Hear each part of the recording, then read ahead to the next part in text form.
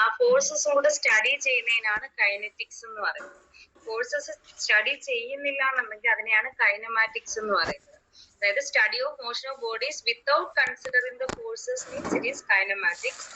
Study of motion of bodies by considering the forces which causes the motion. അതായത് മോഷന് കാരണമായിട്ടുള്ള ഫോഴ്സസിനെ കൂടെ consider ചെയ്തിട്ട് നമ്മൾ സ്റ്റഡി ചെയ്യുകയാണെങ്കിൽ അതിനെയാണ് കൈനറ്റിക്സ് എന്ന് പറയുന്നത്.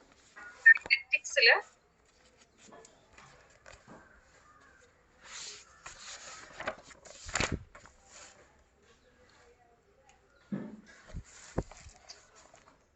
കൈനറ്റിക്സിന്റെ ബേസിക്സ് എന്ന് പറയുന്നത് newton second law of motion ആണ്. അതായത് ന്യൂട്ടൺസ് ഫസ്റ്റ് ലോ എന്തായിരുന്നു?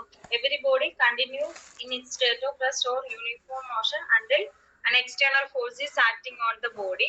Then അതെന്ന് പറയുന്നത് ഇക്വിലിബ്രിയം കണ്ടീഷനിലാണ് നമ്മൾ കൂടുതൽ അപ്ലൈ ചെയ്യുന്നത്. അതേപോലെ for every action there is an equal and opposite reaction. അപ്പൊ ആ റിയാക്ഷൻസ് ഒക്കെ വെച്ചിട്ടാണ് നമ്മൾ ഇക്വിലിബ്രിയം പ്രോബ്ലംസ് ഒക്കെ ചെയ്യുന്നത്. അതായത് ബോഡി ഇക്വിലിബ്രിയത്തിലാകാനായിട്ട് ഒരു ഫോഴ്സ് അപ്ലൈ ചെയ്യുന്നതിന് ഓപ്പോസിറ്റ് ഡയറക്ഷനിൽ ഒരു അനദർ ഫോഴ്സ് വരുന്നു. അതാണ് തേർഡ് ലോ എന്ന് പറയുന്നത്. ദാറ്റ് ഈസ് കൈനറ്റിക്സ് ഓഫ് മോഷനിൽ ആപ്ലിക്കബിൾ ആയിട്ട് വരുന്നത് Newton second law of motion ആണ്. അപ്പൊ അതിൽ Newton second law of motion എന്ന് പറയുന്നത് that is Newton's first and third law were used extensively in the study of statics, that is the bodies at rest, whereas Newton's second law of motion is used extensively in the study of kinetics. Kinetics il use cheyna Newton's second law of motion ആണ്. For example പറയണേ, if there are forces acting, that is F1, F2, F3. അപ്പൊ ഇതിനകത്ത് വരുന്ന ഈ F1, F2, F3 എന്ന് പറയുന്നത് ഒരു ബോഡിയിൽ ആക്ട് ചെയ്യുന്ന 3 ഫോഴ്സസ് ആണ്. ഓക്കെ, ഈ ഒരു ബോഡിയിൽ ആക്ട് ചെയ്യുന്ന 3 ഫോഴ്സസ് ആണ്. അതിൽ F എന്ന് പറഞ്ഞാൽ it is the resultant of these forces F1, F2 and F3. ഈ F1, F2, F3യുടെ റിസൾട്ടന്റ് ഫോഴ്സ് ആണ് ഈ ക്യാപിറ്റൽ F എന്ന് പറയുന്നത്. അപ്പൊ ഈ ഒരു കേസിൽ റിസൾട്ടന്റ് ഫോഴ്സ് എന്ന് പറയുന്നത് എന്താണ്? റിസൾട്ടന്റ് മീൻസ് എന്താണ്? റിസൾട്ടന്റ് മീൻസ് അതായത് ഈ കമ്പോണന്റ് ഫോഴ്സസിന്റെ എല്ലാം നെറ്റ് എഫക്റ്റ് ആണ് റിസൾട്ടന്റ് എന്ന് പറയുന്നത്, അല്ലെ? അതായത് ഒരു ബോഡിയിൽ ഈ കമ്പോണന്റ് ഫോഴ്സസ് എന്തൊക്കെ എഫക്റ്റ് പ്രൊഡ്യൂസ് ചെയ്യുന്നു ആ എഫക്റ്റ് എല്ലാം അതേ രീതിയിൽ പ്രൊഡ്യൂസ് ചെയ്യാൻ കഴിവുള്ള ഒരു ഫോഴ്സ് ആണ് റിസൾട്ടന്റ് ഫോഴ്സ് എന്ന് പറയുന്നത്. അതായത് അതിന്റെ മാഗ്നിറ്റ്യൂഡ് ആയാലും ഡയറക്ഷൻ ആയാലും അതിന്റെ എഫക്റ്റ് കമ്പോണന്റ് ഫോഴ്സ് എന്ത് എഫക്റ്റ് പ്രൊഡ്യൂസ് ചെയ്യുന്നു ആ സെയിം എഫക്റ്റ് റിസൾട്ടന്റ് ഫോഴ്സും ആ ബോഡിയിൽ ജനറേറ്റ് ചെയ്യുന്നത്. അപ്പൊ that is the meaning of resultant force. അപ്പൊ ഈ കേസിൽ R എന്ന് പറയുന്നത് എന്താണ്? It is the resultant of all the forces acting on the body. That means here all the forces means F1, F2 and F3 യുടെ resultant force ആണ് F എന്ന് പറയുന്നത്. Okay, if the resultant force of acting on a particle is not zero, the particle will have an acceleration proportional to the magnitude of the resultant force. അതായത് നമ്മൾ equilibrium condition പഠിച്ചു. അതായത് F1, F2, F3 യുടെ resultant ആണ് R എങ്കിൽ resultant 0 ആവുന്ന condition എന്തായിരുന്നു? Resultant 0 ആവുന്ന കണ്ടീഷൻ എന്തായിരുന്നു? അതായത് ഒരു ബോഡിയിൽ ആക്ട് ചെയ്യുന്ന എല്ലാ ഫോഴ്സസിന്റെയും കൂടെ നെറ്റ് ഫോഴ്സ് 0 ആകുക എന്ന് വെച്ചാൽ അതെന്തായിരുന്നു? പഠിച്ചല്ലേ നിങ്ങള്? ഹലോ,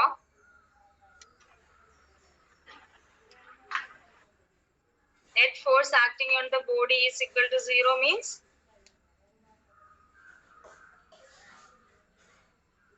എന്തായിരുന്നു അതിന്റെ meaning?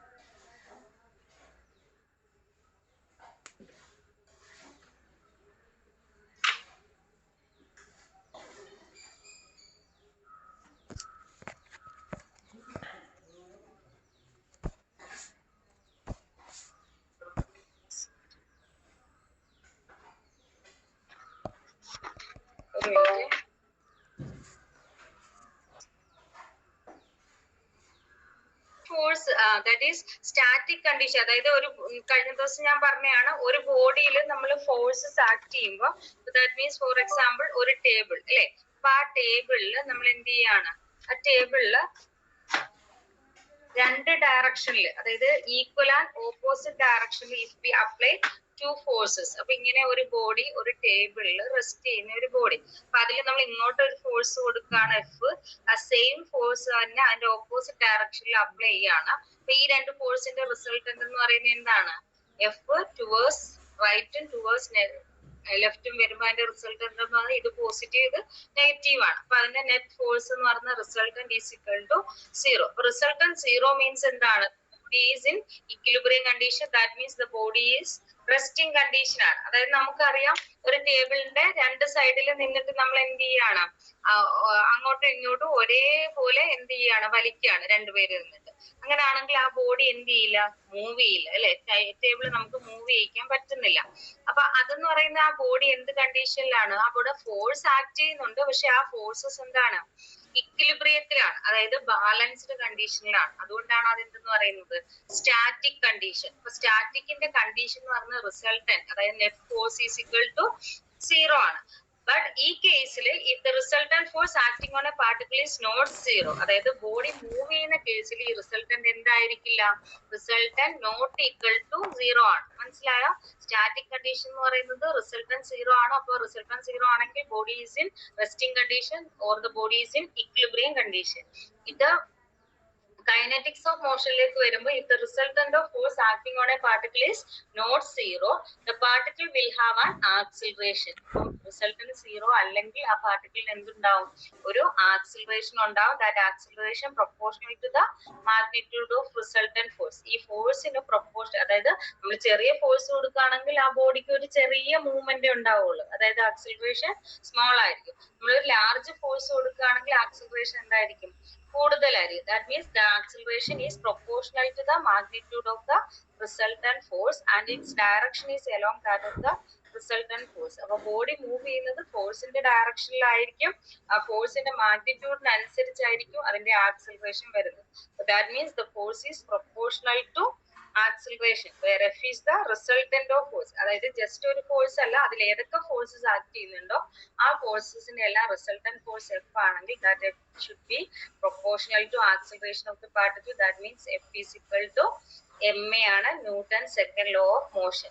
where this proportionality signs change ചെയ്യാനായിട്ട് നമ്മൾ യൂസ് ചെയ്യുന്ന constant that is the mass of the body. ബോഡിയുടെ മാസ് ആണ്. യൂണിറ്റ്സ് ഒക്കെ നിങ്ങൾക്ക് അറിയാം. ഫോഴ്സിന്റെ യൂണിറ്റ് ന്യൂട്ടൺ ആണ്, മാസിന്റെ unit kilogram, acceleration has unit metre per second square. അപ്പൊ ദാറ്റ് ഈസ് ഫോഴ്സ് ഈസ് ന്യൂട്ടണിലാണ്. അപ്പൊ 1 kilogram mass kilogram, acceleration metre per second സ്ക്വയറിലാകുമ്പോൾ എം എന്ന് പറയുന്നത് kilogram metre per second square ആണ്. അതായത് 1 kilogram metre per second square is equal to എന്താണ്, 1 Newton ആണ്. അപ്പൊ that is the force. But that is the force, resultant force acting on a particle is not equal to 0 ആണെങ്കിൽ the particle will have an acceleration. മനസ്സിലായ? പാർട്ടിക്കിളിന്റെ resultant 0 ആണെന്നുണ്ടെങ്കിൽ the body is in static equilibrium condition ആണ്. That means the body will not move. If the resultant force is not equal to 0, the body have an acceleration. That acceleration is proportional to this force. ഈ ഫോഴ്സിന് proportional ആണ് ആ ഫോഴ്സിന്റെ magnitude വരുന്നത്. അതേപോലെ body move ചെയ്യുന്നത് ഏത് ഡയറക്ഷനിലായിരിക്കും, ഫോഴ്സിന്റെ അതേ ഡയറക്ഷനിൽ ബോഡി മൂവ് ചെയ്യും. That means F is equal to ma, where m is the mass of particle. That means force is in Newton, then mass kilogram, acceleration meter per second square. So 1 Newton is equal to 1 kilogram meter per second square. Okay, മനസ്സിലായല്ലോ? Newton second law of motion that is equal to F is equal to ma ആണ്. സ്റ്റാറ്റിക്സും ഡൈനാമിക്സും തമ്മിലുള്ള difference മനസ്സിലായോ?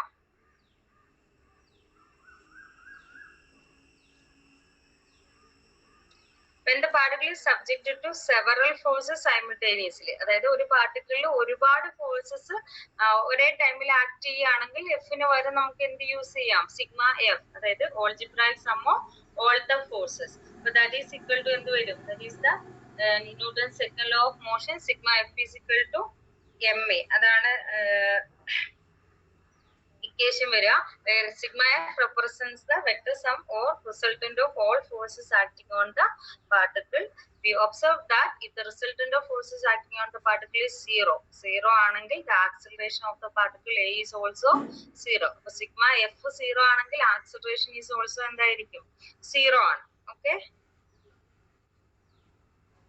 അതായത് force ഒന്നും act ചെയ്യുന്നില്ലെങ്കിൽ body move ചെയ്യില്ല. അപ്പൊ acceleration is also equal to 0 ആണ്.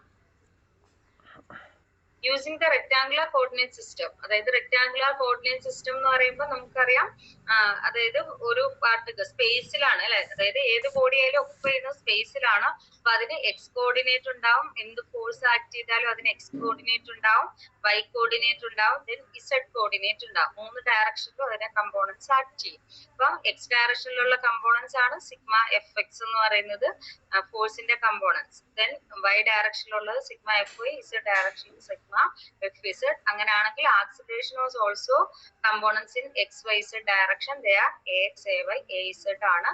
ഇക്വേഷൻ ഇത് വരും sigma F X equal to M A x, sigma F y equal to M A y, sigma F z equal to M a z. That is the Newton second law of motion in rectangular coordinate system. അതായത് coordinate system എന്ന് പറയുമ്പോൾ X Y Z ആക്സിസിൽ അതിന്റെ components എഴുതുന്നത് മാത്രമേ ഉള്ളൂ. Then അതേപോലെ തന്നെ നമുക്ക് എന്ത് ചെയ്യാം, ഒരു ഏതൊരു ബോഡിക്ക് ഇനേർഷ്യ ഫോഴ്സസ് ഉണ്ടാവും അല്ലെ, അതായത് ആക്സിൽ ഒരു ബോഡി മൂവ് ചെയ്യുമ്പോൾ എപ്പോഴും അതിനെ ഒപ്പോസ് ചെയ്യുന്ന ഒരു ഫോഴ്സസ് ഉണ്ടാവും. അത് പല രീതിയിലാവാം അല്ലെ, ചിലപ്പോൾ എയർ റെസിസ്റ്റൻസ് ആവാം, അല്ലെങ്കിൽ റോഡ് റെസിസ്റ്റൻസ് ആവാം. അങ്ങനെ ആ ഒരു വെഹിക്കിൾ മൂവ് ചെയ്യും. അങ്ങനെയുള്ള ഒരുപാട് എന്താണ് അതിന് ഓപ്പോസിറ്റ് ഡയറക്ഷനിൽ ഫോഴ്സസ് ആക്ട് ചെയ്യും. That is newton second law may also be expressed by considering a force vector of magnitude ma, but of sense opposite to that of the acceleration. This vector is denoted by ma reverse. അതായത് reverse ഡയറക്ഷനിൽ mass into ആക്സിലറേഷന്റെ reverse ഡയറക്ഷനിൽ വരുന്ന ഒരു opposite ഫോഴ്സിനെ നമുക്ക് sense ചെയ്യാൻ പറ്റും. The subscript indicates that the sense of acceleration has been reversed and is called the inertia force vector. അതായത് ഒരു ബോഡിയിൽ ഒരു ആക്സിലറേഷൻ ജനറേറ്റ് ചെയ്യുമ്പോൾ that means the accelerated force എന്ന് പറയുന്നത് f equal to M a ആണ്. അതിന്റെ റിവേഴ്സ് ഡയറക്ഷനിൽ വരുന്ന ഫോഴ്സ് ആണ് inertia force vector. That is denoted as m a r e b എന്ന് പറയുന്നത് inertia force vector. That is acting opposite to the direction of this real m a. അപ്പൊ അതെന്ന് പറയുന്നത് ഇനേർഷ്യ ഫോഴ്സ് വെക്ടർ ആണ്. അപ്പൊ അത് opposite ഡയറക്ഷനിൽ വരുന്ന ഫോഴ്സസ് ആണ്. അപ്പൊ അതിന്റെ ഒരു ഇതെന്ന് പറയുന്നത് ഈ ഇനേർഷ്യ ഫോഴ്സസ് വെച്ചിട്ടാണ് നമ്മൾ നെക്സ്റ്റ് നിങ്ങളുടെ സിലബസിൽ പറഞ്ഞിരിക്കുന്നതാണ് ഡി അലംബേഴ്സ് പ്രിൻസിപ്പിൾ എന്ന് പറയുന്നത്. അതായത് ഡി അലംബേഴ്സ് പ്രിൻസിപ്പിൾ സ്റ്റേറ്റ് ചെയ്യുന്നതെന്ന് വെച്ചാൽ ഈ ഇനേർഷ്യ ഫോഴ്സസും നെറ്റ് ഫോഴ്സസും കൂടെ ചേർന്നിട്ട് ഈ ബോഡിയെ ഡൈനാമിക് ഇക്വിലിബ്രിയത്തിലേക്ക് ബ്രിങ് ബാക്ക് ചെയ്യും. അതിനെയാണ് ഡി അലംബേഴ്സ് പ്രിൻസിപ്പിൾ എന്ന് പറയുന്നത്. That is D'Alembert's principle means it is equation of motion in dynamic equilibrium condition ആണ്. ഇത് നേരത്തെ പറഞ്ഞ പോലെയാണ് F1 F2ന്റെ റിസൾട്ടന്റ് ആണ് ആർ എന്ന് പറയുന്നത്. That is R is equal to എന്താണ് sigma F, that is also equal to M A. അതായത് ഇപ്പൊ നമ്മൾ പറഞ്ഞാണ് according to Newton second law of motion the net force acting on the system that is sigma F എന്ന് പറയുന്നത് അതിന്റെ resultant ആണ്. That resultant is equal to mass into acceleration. But resultant is acting in this direction, that is the mass into acceleration ആണ് resultant. But അതിന്റെ opposite directionൽ വരുന്ന ഫോഴ്സിനാണ് നമ്മൾ എന്തെന്ന് പറയുന്നത് inertia force, that is acting in the reverse direction, ma reverse എന്ന് പറയുന്നത്. അത് resultantന്റെ opposite directionൽ വരുന്നതാണ്. If the inertia force vector is added to the forces acting on the particle, we obtain a system of forces whose resultant is 0. അതായത് നമ്മൾ ഈ sigma F is equal to M a എഴുതുന്നതിന് പകരം ഈ m A എന്ന് പറയുന്നത് inertia force കൂടെ ചേർന്നിട്ട് ആ ബോഡിയെ ഇക്വിലിബ്രിയത്തിലേക്ക് കൊണ്ടുവരും. അതായത് ഇങ്ങനെ ഒരു ഫോഴ്സ് റിവേഴ്സ് ഡയറക്ഷനിൽ ആക്ട് ചെയ്യുകയാണെങ്കിൽ ആ ബോഡി എന്തിലേക്ക് വരും, ഇക്വിലിബ്രിയം കണ്ടീഷൻ മെയിൻറ്റെയിൻ ചെയ്യും. അതായത് net force is equal to 0 ആണ്. അപ്പൊ if the inertia force vector is added to the forces acting on the particle, അതായത് ഇതിൽ ആക്ട് ചെയ്യുന്ന ടോട്ടൽ ഫോഴ്സ് സിഗ്മ എഫ് ആണ്. ഈ സിഗ്മ എഫിന്റെ കൂടെ ഈ ഇനേർഷ്യ ഫോഴ്സ് കൂടെ ആക്ട് ചെയ്യുകയാണെങ്കിൽ we obtain a system of forces whose resultant is 0. കാരണം സിഗ്മ എഫ് മൈനസ് എന്താണ് പറഞ്ഞിരിക്കുന്നത് ഈ m a reverse, that is the inertia force, അതും കൂടെ ആഡ് ചെയ്യാന്നാണ് പറയുന്നത്. അപ്പൊ സിഗ്മ എഫ് പോസിറ്റീവ് ആണ്, റിവേഴ്സ് എന്ന് പറയുന്നത് അതിന്റെ ഓപ്പോസിറ്റ് ഡയറക്ഷനിൽ ആയതുകൊണ്ട് നമുക്ക് മൈനസ് സൈൻ കൊടുക്കാം. Sigma F minus M a reverse is equal to 0 എന്നൊരു ഇക്വേഷൻ കിട്ടും. കാരണം എന്താണ് സിഗ്മ എഫിന്റെ വാല്യൂ ഈസ് ഓൾറെഡി എന്താണ് എം എ ആണ് അല്ലെ. സിഗ്മ എഫ് ഈസ് ഓൾറെഡി എന്താണ് വാല്യൂ എം എ ആണ്. അപ്പൊ M A minus M A എന്ന് പറയുന്നത് എന്തായിരിക്കും 0 ആണ്. അപ്പൊ ദിസ് മീൻസ് ഇതൊരു ഈക്വൽ ടു 0 വരുന്നത് എന്തിനാണ് ഇക്വിലിബ്രിയം കണ്ടീഷനിലാണ്. അപ്പൊ അത് സ്റ്റാറ്റിക് ഇക്വിലിബ്രിയം ആണെങ്കിൽ നമ്മൾ എങ്ങനെയായിരുന്നു എഴുതുന്നത് sigma F is equal to 0 ആണ് സ്റ്റാറ്റിക് കണ്ടീഷൻ എന്ന് പറയുന്നത്. ഇനി ഡൈനാമിക് ഇക്വിലിബ്രിയം എന്ന് പറയുന്നത് എന്താണ് sigma F minus MA is equal to 0. That is the condition of dynamic equilibrium. അപ്പോൾ ആ sigma F is equal to M A എന്നുള്ള ഇക്വേഷൻ എങ്ങനെ എഴുതാം? Sigma F minus M A is equal to 0. That means the particle is considered to be in dynamic equilibrium condition. അപ്പൊ അതിനെയാണ് D'Alembert's principle എന്ന് പറയുന്നത്. അതായത് നമ്മൾ ജസ്റ്റ് സിമ്പിൾ ആയിട്ട് പറയുകയാണെങ്കിൽ F is equal to M A can be written as F minus M A is equal to 0. That is the dynamic equilibrium condition. അതായത് equations of motion and ഡൈനാമിക്സിനെ dynamic equilibrium condition ആയിട്ട് convert ചെയ്ത് എടുക്കുന്നതിനാണ് D'Alembert's principle എന്ന് പറയുന്നത്. അതായത് when different forces act on a system such that its motion with an acceleration in a particular direction, the vectorial sum of all the forces acting on the system including the inertia force, that is MA, taken in the opposite to the direction of acceleration is 0. അപ്പോൾ sum of all the forces including inertia force is 0 എന്നുള്ളതാണ് D'Alembert's principle. അതായത് sigma F is equal to MA can be written as sigma F അല്ലെങ്കിൽ R minus MA is equal to 0.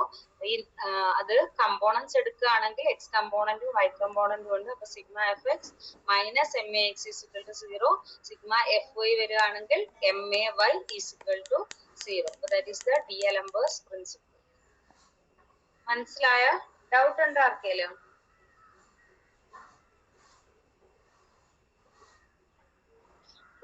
Sigma F is equal to M A എന്നുള്ളത് sigma F minus M A is equal to 0 എന്ന് എഴുതുന്നതിനെയാണ് എന്തെന്ന് പറയുന്നത്?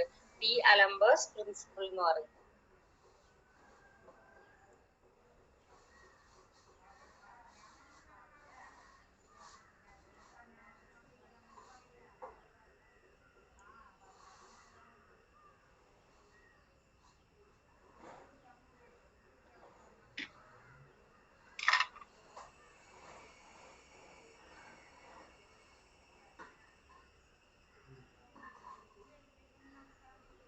ഒന്നുകൂടെ പറയണോ?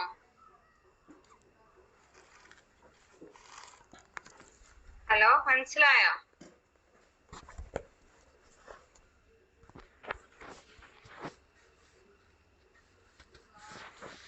Hello, മനസ്സിലായോ? Next on kinetics of curvilinear motion. അപ്പൊ നേരത്തെ നമ്മൾ ലീനിയർ മോഷൻ പഠിച്ചു. അപ്പൊ നെക്സ്റ്റ് കർവിലീനിയർ മോഷൻ ആണ്. കർവിലീനിയർ മോഷൻ എന്ന് പറഞ്ഞാൽ when the particle is moving along a curve path, ഒരു curve പാത്തിലൂടെ മൂവ് ചെയ്യാണ്. then it is subjected to normal and tangential acceleration. അതായത് ഒരു curve പാത്തിലൂടെ മൂവ് ചെയ്യുകയാണെങ്കിൽ അതിന് ആക്സിലറേഷൻ ടാൻജൻഷ്യൽ ഡയറക്ഷൻ, അതായത് മൂവ് ചെയ്യുമ്പോൾ ഈ സർക്കുലർ പാത്തിന് അല്ലെങ്കിൽ curve പാത്തിന് ടാൻജൻഷ്യൽ ആയിട്ട് ഒരു ആക്സിലറേഷൻ ഉണ്ടാവും. then ഈ കർവിന് ഒരു സെന്റർ ഉണ്ടാവും അല്ലെ? അതായത് ഇങ്ങനെ ഒരു കർവ് ജനറേറ്റ് ചെയ്യുമ്പോൾ ആ കർവിന് ഒരു സെന്റർ ഉണ്ടാവും. ആ സെന്ററിലേക്ക് ആക്ട് ചെയ്യുന്ന ഒരു ആക്സിലറേഷൻ ഉണ്ടാവും. അതിനെയാണ് നോർമൽ ആക്സിലറേഷൻ എന്ന് പറയുന്നത്. ടാൻജൻഷ്യൽ ആയിട്ട് ആക്ട് ചെയ്യുന്ന ആക്സിലറേഷൻ ടാൻജൻഷ്യൽ ആക്സിലറേഷൻ എന്നും പറയും. But the normal or radial acceleration is directed towards the center of rotation. അല്ലെങ്കിൽ center of curve. കർവിന്റെ സെന്ററിലേക്കാണ് നോർമൽ അല്ലെങ്കിൽ റേഡിയൽ ആക്സിലറേഷൻ ഡയറക്റ്റ് ചെയ്യുന്നത്. And is termed as centripetal acceleration. അതിനെയാണ് എന്തെന്ന് പറയുന്നത്? സെൻട്രിപെറ്റൽ ആക്സിലറേഷൻ എന്ന് പറയുന്നത്. അതായത് normal acceleration is directed towards the center of rotation or center of curve and is termed as centripetal acceleration. Okay. But then when a particle is moving with constant speed around a curve path, it is subjected to a centripetal acceleration of v square by r. Centripetal acceleration equation v square by r ആണ്. Then ഈ centripetal acceleration എന്ന് പറഞ്ഞാൽ കർവിന്റെ സെന്ററിലേക്കാണെന്ന് പറഞ്ഞു. But there is an acceleration equal in magnitude to the centripetal acceleration but directed away from the center of rotation and is multiplied by mass m gives the corresponding inertia force. നേരത്തെ നമ്മൾ ഒരു inertia force പറഞ്ഞു അല്ലേ? MA is acting in the opposite direction of acceleration എന്ന് പറഞ്ഞു. Here also ഈ centripetal acceleration ന്റെ opposite direction എന്ത് ചെയ്യുന്നു? ഒരു another acceleration act ചെയ്യുന്നു but acting at the but directed from the center of rotation. Rotation ഇത് centripetal acceleration directed towards the center ആണെങ്കിൽ ആ സെന്ററിൽ നിന്നും away ആയിട്ട് ഒരു acceleration act ചെയ്യുന്നുണ്ട്. That means acceleration equal in magnitude to the centripetal acceleration. Magnitude v square by r ആണ് but directed to from the center of rotation. Center of rotation നിന്നും വെളിയിലേക്കാണ് എന്ത് ചെയ്യുന്നത്? ഈ ആക്സിലറേഷൻ ആക്ട് ചെയ്യുന്നത്. But then അതിനെ ആ mass കൊണ്ട് multiply ചെയ്താൽ mass into acceleration gives a force. ആ ഫോഴ്സിനാണ് സെൻട്രിഫ്യൂഗൽ ഫോഴ്സ് എന്ന് പറയുന്നത്. അതായത് ഇവിടെ ആക്ട് ചെയ്യുന്ന മാസ് ഇൻറ്റു ഏത് ആക്സിലറേഷൻ ആണ്, ടാൻജന്റ് നോർമൽ ആക്സിലറേഷൻ ഈക്വൽ ആയിട്ടുള്ള വി സ്ക്വയർ ബൈ ആറോട് മൾട്ടിപ്ലൈ ചെയ്യുമ്പോൾ m v square by r that is directed from the center towards outside of the curve. Center നിന്ന് കർവിന്റെ ഔട്ട്സൈഡിലേക്ക് ആക്ട് ചെയ്യുന്നു. That is known as centrifugal force. അപ്പൊ ഈ centrifugal force value കൂടുതലായിട്ട് വരുമ്പോൾ, അതായത് ടാൻജൻഷ്യൽ ആക്സിലറേഷൻ ആക്ട് ചെയ്യുന്നത് ഈ ഡയറക്ഷനിലാണ് അല്ലെ, ടാൻജൻഷ്യൽ ആയിട്ടാണ്. അപ്പൊ അതിനെക്കാട്ടി കൂടുതലാണ് ഈ സെൻട്രിഫ്യൂഗൽ ഫോഴ്സ് ആക്ട് ചെയ്യുന്നതെങ്കിൽ ആ കർവ് പാത്തിൽ വെഹിക്കിൾ മൂവ് ചെയ്യുമ്പോൾ എന്ത് സംഭവിക്കും, അത് കർവിൽ നിന്നും തെറിച്ച് സ്കിഡ് ചെയ്ത് പോകാനുള്ള ചാൻസസ് കൂടുതലാണ്. അപ്പൊ സ്കിഡിങ്ങിന് കാരണമായിട്ട് വരുന്ന എന്താണ്, ഈ സെൻട്രിഫ്യൂഗൽ ഫോഴ്സ് സെന്ററിൽ നിന്നും ആ കർവ് പാത്തിൽ നിന്ന് എവേ ആയിട്ട് എന്ത് ചെയ്യുന്നു, ഈ ഒരു സെൻട്രിഫ്യൂഗൽ ഫോഴ്സ് ആക്ട് ചെയ്യുന്നത് കൊണ്ടാണ് സ്കിഡിങ്ങിന് കാരണമായിട്ട് വരുന്നത്. അപ്പൊ സെൻട്രിപെറ്റൽ ആക്സിലറേഷൻ എന്ന് പറഞ്ഞാൽ v square by r that is acting towards the centre. Centrifugal acceleration acting from the center towards outside of the curve that is also equal to mv square by r ആണ്. അതൊരു inertia force ആണ്. അതിനെയാണ് centrifugal force എന്ന് പറയുന്നത്.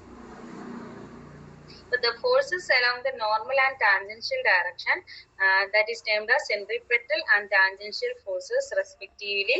A force in the reverse direction to the centripetal acceleration is termed as centrifugal force. Centripetal acceleration reverse il varuna centrifugal force aana. Centripetal acceleration reality il ulla forces aana. Centrifugal force എന്ന് പറയുന്നത് just hypothetical, അതായത് അത് ചിലപ്പോൾ form ചെയ്യുന്ന ചിലപ്പോൾ എന്താണ്, അതൊരു limit കഴിഞ്ഞാൽ മാത്രമേ അതവിടെ ആക്ഷനിൽ വരുന്നുള്ളൂ സെൻട്രിഫ്യൂഗൽ ഫോഴ്സ്. അതുകൊണ്ടാണ് അത് ഹൈപ്പോത്തറ്റിക്കൽ ആണെന്ന് പറയുന്നത്. സെൻട്രിപെറ്റൽ ആൻഡ് സെൻട്രിഫ്യൂഗൽ ആക്സിലറേഷന്റെ ഡയറക്ഷൻസ് മനസ്സിലായല്ലോ.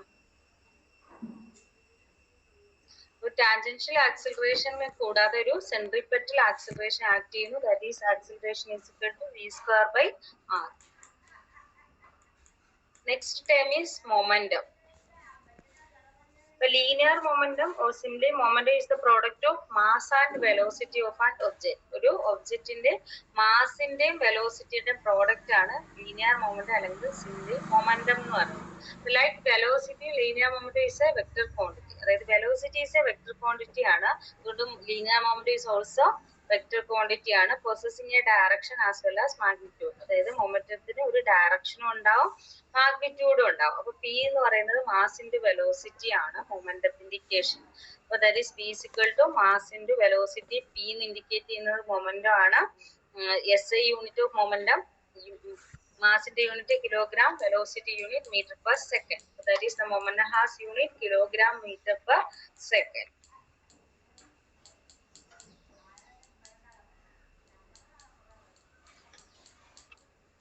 മനസ്സിലായല്ലോ. അപ്പൊ മൊമെന്റം എന്ന് പറഞ്ഞാൽ mass into velocity that is P is equal to M V. That is P is equal to M V means അപ്പൊ അതില് ഇമ്പൾസിനെ അഫക്ട് ചെയ്യുന്ന ഫാക്ടേഴ്സ് മാസും വെലോസിറ്റിയും മാത്രമാണ് അല്ലെ, സോറി മൊമെന്റത്തിനെ എഫക്ട് ചെയ്യുന്ന factors.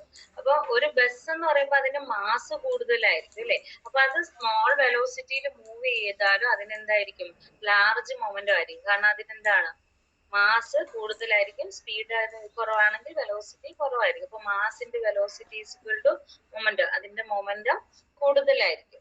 But in the case of bullet അല്ലെ, bullet എന്ന് പറയുമ്പോൾ എന്താണ്, ബുള്ളറ്റ് മീൻസ് നമുക്ക് ഗണ്ണിന്ന് വരുന്ന ബുള്ളറ്റ് ആണ് ഉദ്ദേശിക്കുന്നത്. അപ്പൊ അതിനും ലാർജ് മൊമെന്റം ആണ്. കാരണം അത് സ്മോൾ മാസ് ആണെങ്കിലും അതെന്തായിരിക്കും, ഹൈ വെലോസിറ്റിയിലാണ് അത് മൂവ് ചെയ്യുന്നത്. അപ്പൊ വെലോസിറ്റി കൂടുതലായതുകൊണ്ട് അവിടെയും മൊമെന്റം എന്തായിരിക്കും, കൂടുതലായിരിക്കും. അപ്പൊ മൊമെന്റം കൂടാനുള്ള കാരണം മാസ് ഇൻക്രീസ് ചെയ്താലും മൊമെന്റം ഇൻക്രീസ് ചെയ്യും, വെലോസിറ്റി ഇൻക്രീസ് ചെയ്താലും മൊമെന്റം ഇൻക്രീസ് ചെയ്യും. Okay, that is mass into velocity gives the momentum.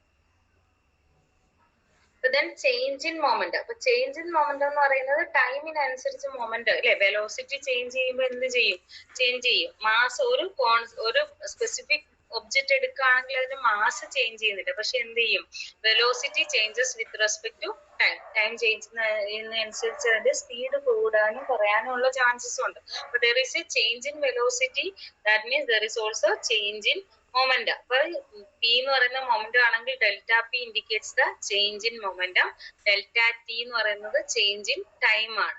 അപ്പം change in momentum divided by change in time. That means ടൈമിനനുസരിച്ച് നമ്മളൊരു കാര്യം എന്തിന്റെങ്കിലും മെഷർമെന്റ് എടുക്കുകയാണെങ്കിൽ അതിനെയാണ് rate of change of momentum അല്ലെങ്കിൽ rate of change of that quantity എന്ന് പറയുന്നത്. അപ്പൊ ഈ കേസിൽ delta P by delta means it is the change in momentum with respect to time. That means it is the rate of time rate of change of momentum ആണ്. അപ്പൊ according to Newton second law of motion നമ്മൾ നേരത്തെ പഠിച്ചു f is equal to M a ആണെന്ന് പഠിച്ചു അല്ലെ. അപ്പൊ അതിൽ നമ്മൾ പണ്ട് ചെറിയ ക്ലാസ്സിൽ തൊട്ടേ പഠിക്കുന്നതാണ്. അതായത് rate of change of momentum is directly proportional to the force എന്നുള്ളത് അല്ലെ. അതാണ് ന്യൂട്ടൺ സെക്കൻഡ് ലോയുടെ സ്റ്റേറ്റ്മെന്റ്. ആ സ്റ്റേറ്റ്മെന്റിൽ നിന്ന് ഡിറൈവ് ചെയ്യുന്ന ഇക്വേഷൻ ആണ് F is equal to M A എന്നുള്ളത്. അപ്പൊ അതിൽ Newton second law states that the net external force acting on an object is equal to the time rate of change of object's momentum. അതാണ് F is equal to net force is equal to delta P by delta T. is the change in momentum.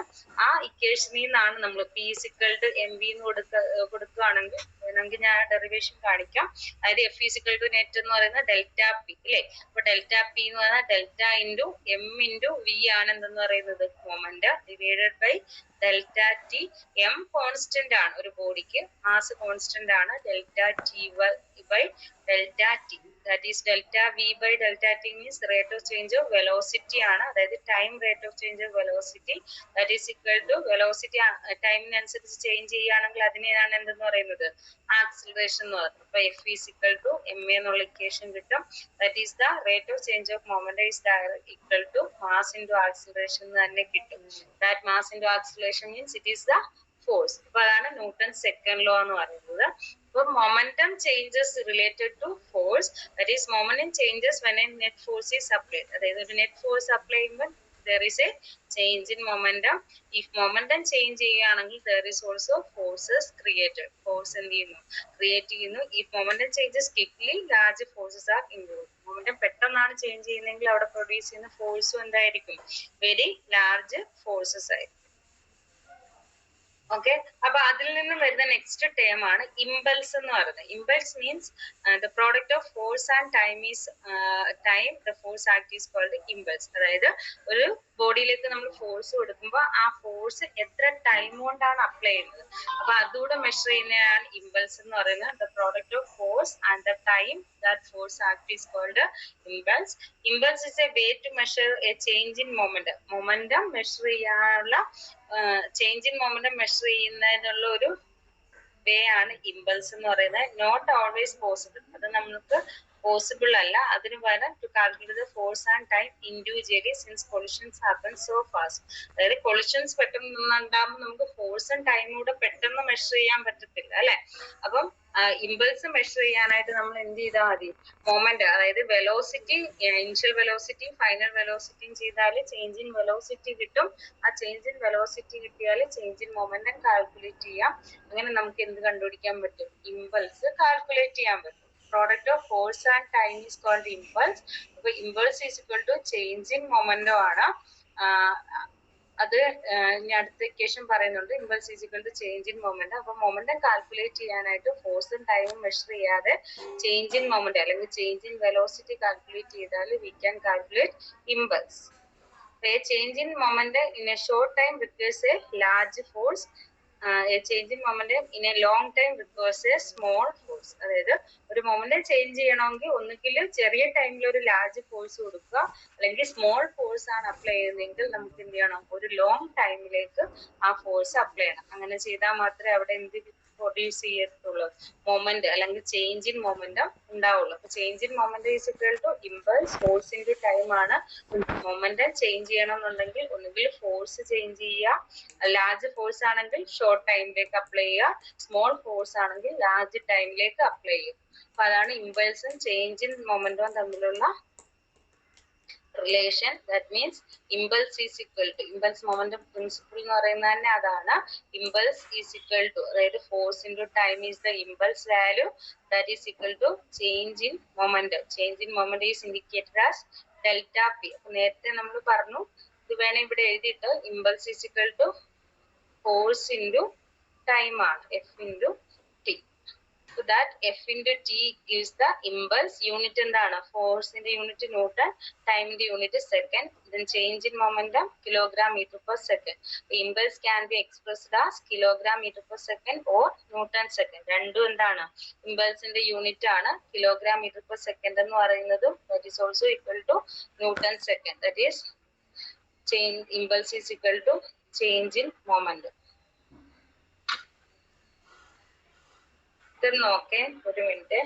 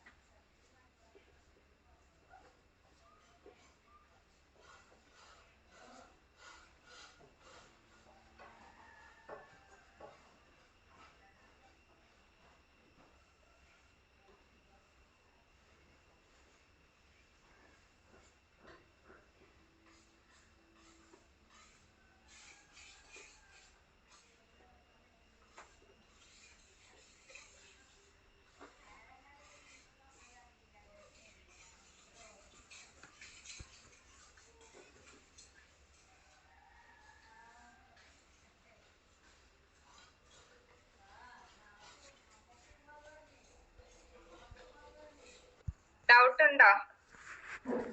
മനസ്സിലായി miss. Okay, next one work. നിങ്ങക്ക് ഈ 14-ാം തീയതിയാണ് exam അല്ലേ? 15. Okay. Next topic വർക്കാണ്. അപ്പൊ work എന്ന് പറയുന്നത് എന്താണ്? നമ്മളൊരു ബോഡിയിൽ ഫോഴ്സ് അപ്ലൈ ചെയ്യുമ്പോൾ വർക്ക് ചെയ്തു എന്ന് പറയുന്ന ആ ബോഡി എന്ത് ചെയ്യണം? മൂവ് ചെയ്താലേ അതിന് വർക്ക് ഡൺ എന്ന് പറയുള്ളൂ. അതായത് work done is only when a constant force applied on an object causes the object to move in the same direction as the force applied. Force apply ചെയ്ത അതേ ഡയറക്ഷനിൽ ബോഡി എന്ത് ചെയ്യാണ്? മൂവ് ചെയ്താൽ മാത്രമേ അതെന്തെന്ന് പറയുള്ളൂ, ആ ഫോഴ്സ് അവിടെ വർക്ക് ചെയ്തു എന്ന് പറയാൻ പറ്റുള്ളൂ. ദാറ്റ് മീൻസ് ഈ ഒബ്ജക്റ്റിൽ കുട്ടികളിൽ കാണുന്ന ഈ ഒബ്ജക്റ്റിൽ ഒരു ഫോഴ്സ്, കോൺസ്റ്റന്റ് ഫോഴ്സ് നമ്മൾ എഫ് കൊടുക്കുകയാണ്. എഫ് ഫോഴ്സ് കൊടുക്കുമ്പോൾ അത് ഈ ഡയറക്ഷനിൽ മൂവ് ചെയ്ത് അതൊരു എസ് ഡിസ്റ്റൻസ് അത് ട്രാവൽ ചെയ്യുകയാണെങ്കിൽ that means there is A work done എന്ന് പറയാം. ആ വർക്ക് ഡൺ എന്ന് പറയുന്ന ഇക്വേഷൻ എന്താണ്? Force into distance moved in the direction of forces. അതായത് ഫോഴ്സിന്റെ ഡയറക്ഷനിൽ അത് എത്ര ഡിസ്റ്റൻസ് മൂവ് ചെയ്യുന്നു എന്നുള്ളതാണ്. അപ്പൊ work done is equal to force into distance ആണ്. അപ്പൊ ഫോഴ്സിന്റെ യൂണിറ്റ് ന്യൂട്ടൺ, ഡിസ്റ്റൻസിന്റെ യൂണിറ്റ് മീറ്റർ ആണെങ്കിൽ വർക്കിന്റെ യൂണിറ്റ് ജൂൾ ആണ്. അതായത് ന്യൂട്ടൺ മീറ്റർ ആണ് വർക്കിന്റെ unit. That is also known as joule. Joule എന്ന് പറയും. That is Newton metre is also equal to joule. That is the unit of work. ഇപ്പൊ ഫോർ എക്സാമ്പിൾ പറയാനുള്ളത്, നമ്മൾ ഒരേ സ്ഥലത്ത് നിന്ന് എന്ത് ചെയ്യാണ്? ജമ്പ് ചെയ്യാണ്. അതായത് ഒരേ പോയിന്റിൽ നിന്ന് ജമ്പ് ചെയ്ത് തിരിച്ച് അവിടെ തന്നെ വരികയാണ്. അപ്പൊ അവിടെ എന്താണ്? there is no displacement. that means vertically അത് മുകളിലേക്ക് പോകുന്നുണ്ടെങ്കിൽ തിരിച്ച് അതേ പോയിന്റിൽ തന്നെ എത്തുകയാണ്. അപ്പൊ ദാറ്റ് മീൻസ് അവിടെ ഡിസ്പ്ലേസ്മെന്റ് എന്താണ്? 0 ആണ്. അപ്പൊ വർക്ക് ഡൺ എന്തായിരിക്കും? 0 ആണ്. അതേപോലെ നമ്മൾ എന്ത് ചെയ്യാണ്? ഒരു വീടിന് ചുറ്റും ചുമ്മാ നടക്കാണ്. അപ്പൊ നടക്കാന്ന് വെച്ചാൽ അത് തിരിച്ച് അതേ പോയിന്റിൽ എത്തുകയാണ്. അപ്പൊ ആ പോയിന്റിലേക്ക് വീണ്ടും തിരിച്ച് എത്തുകയാണെങ്കിൽ സ്റ്റാർട്ടിങ്ങും എൻഡിങ്ങും ഒരേ പോയിന്റിലാണെങ്കിൽ that means there is no displacement. That means work done is equal to എന്തായിരിക്കും? 0 ആണ്. മനസ്സിലായോ? അതായത് നമ്മൾ ഫോഴ്സ് ആക്ട് ചെയ്യുന്നുണ്ടെങ്കിൽ, ഒരു ബോഡിയിൽ ഫോഴ്സ് ആക്ട് ചെയ്യുന്നു, അതിനെ അല്ലെങ്കിൽ ഒരു ഒബ്ജക്റ്റിനെ നമ്മളിപ്പോ ഫോഴ്സ് കൊടുത്തു, ഒരു ടേബിളിനെ അങ്ങോട്ട് നീക്കി അല്ലെ, ഒരു ഡിസ്റ്റൻസിൽ നമ്മൾ റൈറ്റിലോട്ട് നീക്കി അതേ ഡിസ്റ്റൻസിൽ തന്നെ തിരിച്ച് തന്നെ ലെഫ്റ്റിലോട്ട് നീക്കി സെയിം പൊസിഷനിൽ തന്നെ വെക്കുകയാണെങ്കിൽ that means there is no work done. That means displacement is equal to 0 ആണ്. അപ്പൊ work done is equal to 0 when displacement is also when displacement becomes 0. So force into displacement gives the work done. Okay. But then next term energy. Energy എന്ന് പറയുന്നത്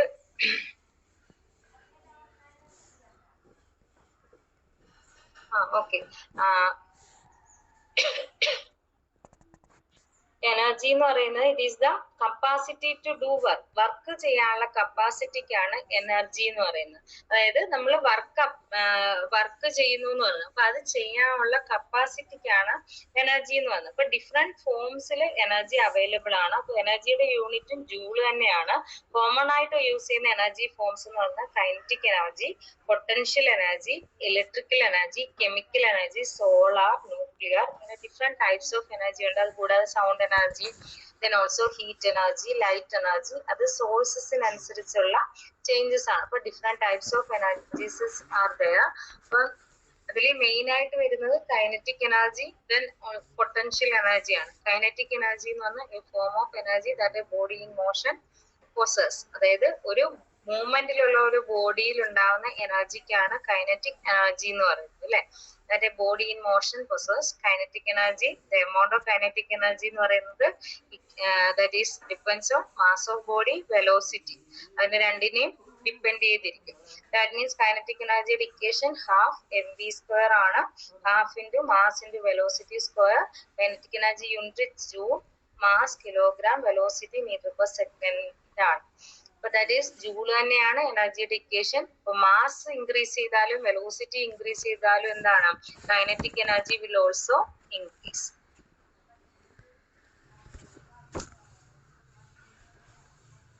ഇതൊന്ന് വായിച്ചു നോക്കെ, 2 minute ഞാൻ ഇപ്പൊ വരാം. ഈ എനർജി ഒന്ന് വായിച്ചു നോക്കുക. കണ്ടീഷൻ, അതായത് ഒരു ബോഡി പൊസിഷൻ അനുസരിച്ച് അല്ലെങ്കിൽ ആ ബോഡിയുടെ കണ്ടീഷൻ അനുസരിച്ച് പ്രോസസ് ചെയ്തിരിക്കുന്ന എനർജിക്കാണ് പൊട്ടൻഷ്യൽ എനർജി എന്ന് പറയുന്നത്. പൊട്ടൻഷ്യൽ എനർജി തന്നെ 2 ടൈപ്പ് ഉള്ളു. ഒന്ന് ഗ്രാവിറ്റേഷണൽ പൊട്ടൻഷ്യൽ എനർജി, ഒന്ന് elastic potential energy. Elastic potential energy എന്ന് പറഞ്ഞാൽ ഇലാസ്റ്റിസിറ്റി നേച്ചർ കാരണം വരുന്ന എനർജിയാണ്. അപ്പൊ അത് നിങ്ങൾക്ക് ഇപ്പൊ പഠിക്കാനില്ല. ഗ്രാവിറ്റേഷണൽ പൊട്ടൻഷ്യൽ എനർജി എന്ന് പറയുമ്പോൾ അതിന്റെ എനർജി ഡ്യൂ ടു പൊസിഷൻ, അതായത് must be height of the ground. ഗ്രൗണ്ടിൽ നിന്നും ഒരു ഹൈറ്റിൽ ഇരിക്കുന്ന ഒരു ബോഡിയിൽ ഉണ്ടാകുന്ന എനർജിക്കാണ് ഗ്രാവിറ്റേഷണൽ പൊട്ടൻഷ്യൽ എനർജി എന്ന് പറയുന്നത്. ദാറ്റ് മീൻസ് ആ ഡ്യൂ ടു ഗ്രാവിറ്റി അതിന് എന്തുണ്ടാവും, ഒരു മാസ് ഉണ്ടാവും. ഓക്കെ, ആ പൊട്ടൻഷ്യൽ എനർജി അതിനെയാണ് ഗ്രാവിറ്റേഷണൽ പൊട്ടൻഷ്യൽ എനർജി എന്ന് പറഞ്ഞാൽ. It is due to position and or must be at a height of the ground, that is gravity and mass. അപ്പൊ ഗ്രാവിറ്റേഷണൽ പൊട്ടൻഷ്യൽ എനർജിയുടെ ഇക്വേഷൻ mgh ആണ്. Okay, അതായത് h ഹൈറ്റിൽ ഇരിക്കുന്ന ഒരു ബോഡിയിലെ പൊട്ടൻഷ്യൽ എനർജി എന്ന് പറയുന്നത് mgh ആണ് ഇക്വേഷൻ. അപ്പൊ അതെല്ലാം നിങ്ങൾക്ക് അറിയാവുന്ന കാര്യങ്ങളാണ്.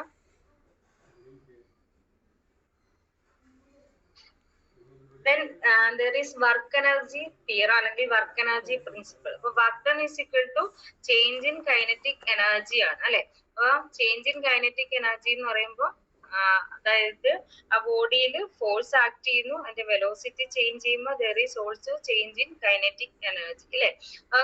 കൈനറ്റിക് എനർജി ചേഞ്ച് ചെയ്യുമ്പോൾ എന്ത് വെലോസിറ്റി ചേഞ്ച് ചെയ്യാൻ നമ്മൾ എത്ര വർക്ക് ഡൺ ചെയ്തോ ആ വർക്ക് ഡൺ എന്തിന് ഈക്വൽ ആയിരിക്കും, ഈ change in kinetic energy equal ആയിരിക്കും. അതായത് കൈനറ്റിക് എനർജി ചേഞ്ച് ചെയ്യണമെങ്കിൽ നമ്മൾ അവിടെ വർക്ക് ചെയ്യണം അല്ലെ, എങ്കിൽ മാത്രമേ അതിന് വെലോസിറ്റി ചേഞ്ചസ് ഉണ്ടാവുകയുള്ളൂ. അപ്പോൾ work done is equal to change in kinetic energy. അതേപോലെ ചേഞ്ച് ഇൻ പൊട്ടൻഷ്യൽ എനർജി എന്ന് പറയുന്നത് ഒരു ഹൈറ്റിലിരിക്കുന്ന ബോഡിയിൽ ഒരു ഡെഫിനിറ്റ് പൊട്ടൻഷ്യൽ എനർജി ഉണ്ടാവും.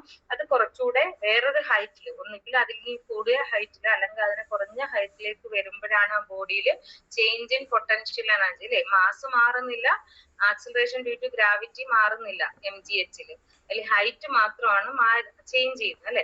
അപ്പൊ ആ ചേഞ്ച് ചെയ്യുന്ന ഹൈറ്റ് ചേഞ്ച് ചെയ്യണമെങ്കിൽ നമ്മൾ ഒന്നുകിൽ ആ ബോഡിയെ റൈസ് ചെയ്യണം അല്ലെങ്കിൽ ആ ബോഡിയെ എന്ത് ചെയ്യണം, ഡ്രോപ്പ് ചെയ്യണം. അപ്പൊ ആ രണ്ടിടത്തായാലും നമ്മൾ എന്ത് ചെയ്യണം, ഫോഴ്സ് അപ്ലൈ ചെയ്യണം. ഫോഴ്സ് അപ്ലൈ ചെയ്ത് അതിന് ഡിസ്പ്ലേസ്മെന്റ് ഉണ്ടായാൽ മാത്രമേ അവിടെ ഹൈറ്റ് ചേഞ്ച് ചെയ്യുന്നുള്ളൂ അല്ലെ. അങ്ങനെയാണെങ്കിൽ work done, there is a work done, that work done is equal to change in potential energy ആണ്. അപ്പൊ in order to change any type of energy work must be done. അതായത് ഏത് type energy change ചെയ്യണമെന്നുണ്ടെങ്കിൽ we have to done work ചെയ്യേണ്ടി വരും. അപ്പൊ that is work is equal to change in kinetic energy, that is the work energy principle. അപ്പൊ അത്രയാണ് നിങ്ങളുടെ work എനർജിയിൽ നിങ്ങളുടെ സിലബസിൽ പറഞ്ഞിട്ടുള്ളത്. ഇനി ഒരു ടോപ്പിക് കൂടെ ഉണ്ട്,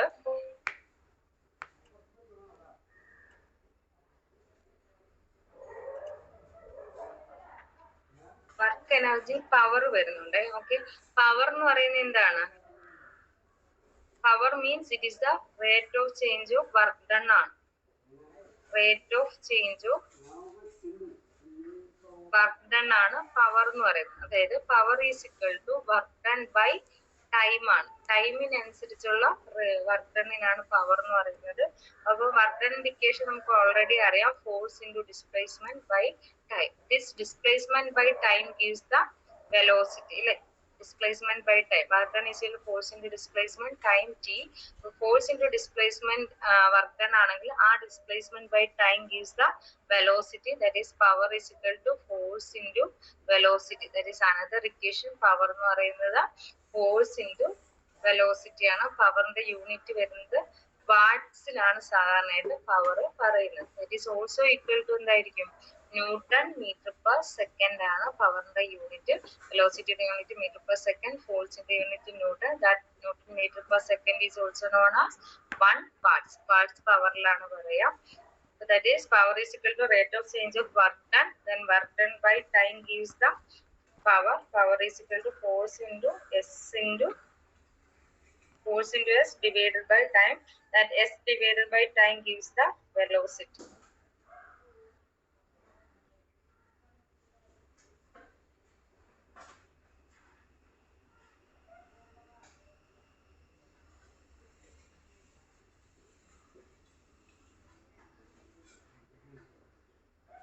മനസ്സിലായോ? ഹലോ,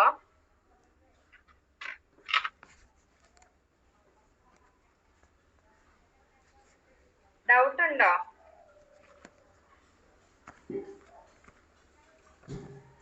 ഹലോ, അതായത് ഒരു കല്ലെടുത്ത് മുകളിലേക്ക് എറിയുന്നത് എന്താണ്?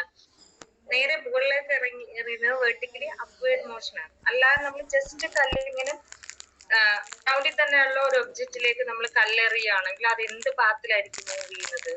ഒരു പാരാബോളിക് പാത്ത് ആണ് അല്ലെ. അതായത് നമ്മൾ ഇറങ്ങിയതിനു ശേഷം അത് കുറച്ച് ഹൈറ്റിൽ പോകും, അത് തിരിച്ച് താഴേക്ക് തന്നെ വരും. അപ്പൊ അതിന്റെ ഒരു മൂവ്മെന്റ് എന്ന് പറയുന്നത് എന്താണ്? പ്രൊജക്റ്റൈൽ മോഷൻ ആണ്. അപ്പൊ projectile motion is a motion in which an object is thrown near the earth surface and it moves along the curve path under the action of gravity only.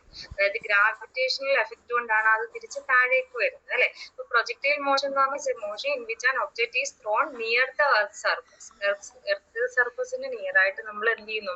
ഒരു object throw ചെയ്യുന്നു and it moves along the curve path. ഒരു curve പാത്തിലൂടെ move ചെയ്യും. കാരണം നമുക്കറിയാം എറിയുന്നതിനെക്കാട്ടി കുറച്ചുകൂടെ ഹൈറ്റിൽ അത് പോകും അല്ലെ. ഒരു ഡിസ്റ്റൻസ് മൂവ് ചെയ്ത് കുറച്ച് ഹൈറ്റിൽ പോയിട്ട് അത് തിരിച്ച് താഴേക്ക് വരും. അപ്പൊ under the action of gravity, that is known as projectile motion. അപ്പൊ ദാറ്റ് ഈസ് ഫോർ എക്സാമ്പിൾ ഇത് നോക്ക്. ഇതിനകത്ത് സ്നോബോർഡ് ഡിസെൻഡിങ് ഫ്രം സ്ലോപ്പ്, അതായത് ഒരു ഇവിടെ നിന്ന് സ്നോയിന്ന് ഡിസെൻഡ് ചെയ്ത് പോകുന്നത് ഈ ഒരു പാരാബോളിക് ഷേപ്പിലാണ്. ബൈക്ക് സ്റ്റണ്ട്, അതിന്റെ റേസിങ് അത് വരുന്നത്, അത് ഈ ഫിഗറിൽ പറയാൻ പറ്റുന്നതാണ്. അതൊരു പാരാബോളിക് ഷേപ്പിലാണ് എന്ത് ചെയ്യുന്നത് ബൈക്ക് സ്റ്റണ്ട് പെർഫോം ചെയ്യുന്നത്. അതേപോലെ ഇവിടെ ജെറ്റ് ഇവിടുന്ന് സ്റ്റാർട്ട് ചെയ്തു, അതൊരു പാരാബോളിക് പാത്തിലാണ് തിരിച്ചത് ഗ്രൗണ്ടിലേക്ക് എത്തുന്നത് അല്ലെ. അതായത് ഒരു നോസിൽ നിന്ന് പ്രൊജക്ട് ചെയ്യുമ്പോൾ ദാറ്റ് മീൻസ് അത് അതിന്റെ പാത്ത് എന്ന് പറയുന്നത് എങ്ങനെയാ പോകുന്നത്? അതായത് ഒരു ഹൈറ്റിലേക്ക്, അതായത് ഹൊറിസോണ്ടലി അത് മൂവ് ചെയ്യുന്നുണ്ട്, വെർട്ടിക്കലി മൂവ് ചെയ്യുന്നുണ്ട്. അപ്പൊ അതൊരു കമ്പൈൻഡ് മോഷൻ ആണ്. വെർട്ടിക്കലി അതൊരു മാക്സിമം ഹൈറ്റിൽ എത്തിയതിനു ശേഷം അത് തിരിച്ച് താഴേക്ക് വരും due to action of gravity. അപ്പൊ അതൊരു പാരാബോളിക് ഷേപ്പിലാണ് ആ ഒരു ജെറ്റിന്റെ മൂവ്മെന്റ് വരുന്നത്. This one be the projectile മോഷന്റെ ഒരു ഐഡിയലൈസ്ഡ് മോഡൽ. അതായത് ഇവിടെ നിന്ന് നമ്മൾ ഈ റെഡ് ഡോട്ട് കൊടുത്തിരിക്കുന്നില്ലേ, ആ പോയിന്റിൽ നിന്ന് എന്ത് ചെയ്യുന്നു? പാർട്ടിക്കിൾ പ്രൊജക്ട് ചെയ്യുന്നു വിത്ത് ആ വെലോസിറ്റി v. ഒരു v വെലോസിറ്റിയിലായിരിക്കും അത് പ്രൊജക്ട് ചെയ്യുന്നത് അറ്റ് ആൻ ആംഗിൾ തീറ്റ ആംഗിളിൽ പ്രൊജക്ട് ചെയ്യുന്നത്. നേരെ മറിച്ച് നമ്മൾ മുകളിലേക്ക് പ്രൊജക്ട് ചെയ്യാന്ന് വെച്ചാൽ ഈ തീറ്റ എത്രയായിരിക്കും? 90 ഡിഗ്രി ആവുന്നതാണ് ഈ വെർട്ടിക്കലി അപ്വേർഡ് പ്രൊജക്ട് ചെയ്യുന്നത്. അത് നേരെ മുകളിൽ പോയി താഴേക്ക് വരിക ചെയ്യുന്നത്. ഇതൊരു v വെലോസിറ്റിയിൽ ഒരു തീറ്റ ആംഗിളിൽ നമ്മൾ ഇതിനെ പ്രൊജക്ട് ചെയ്യുന്നു എന്നാ പറയുക അല്ലെ. അപ്പൊ ആ പ്രൊജക്ട് ചെയ്യുമ്പോൾ അത് മൂവ് ചെയ്യുന്ന ഇങ്ങനെ ഒരു കർവ്ഡ് പാത്ത് ആയിരിക്കും. ഒരു മാക്സിമം ഹൈറ്റിൽ എത്തിയതിനു ശേഷം, അതായത് എച്ച് എന്ന് പറയുന്ന ഒരു മാക്സിമം ഹൈറ്റിൽ എത്തിയതിനു ശേഷം അത് തിരിച്ച് താഴേക്ക് വരികയാണ്. അപ്പൊ ഇത് എച്ച് എന്ന് പറയുന്ന maximum height attained by the projectile ആണ്. തിരിച്ചത് ഗ്രൗണ്ടിൽ എത്തുന്നു. അപ്പം അതിന്റെ ഡിഫറെന്റ് ടേംസ് ആണ് നമുക്കിനി പഠിക്കാനുള്ളത്.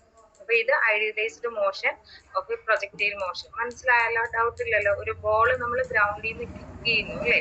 അപ്പൊ അത് കിക്ക് ചെയ്യുമ്പോൾ നമുക്കറിയാം അതിങ്ങനെ മൂവ് ചെയ്ത് ഒരു ഹൈറ്റിൽ എത്തിയതിനു ശേഷം അത് തിരിച്ച് താഴെ എത്തുകയാണ് ചെയ്യുന്നത്.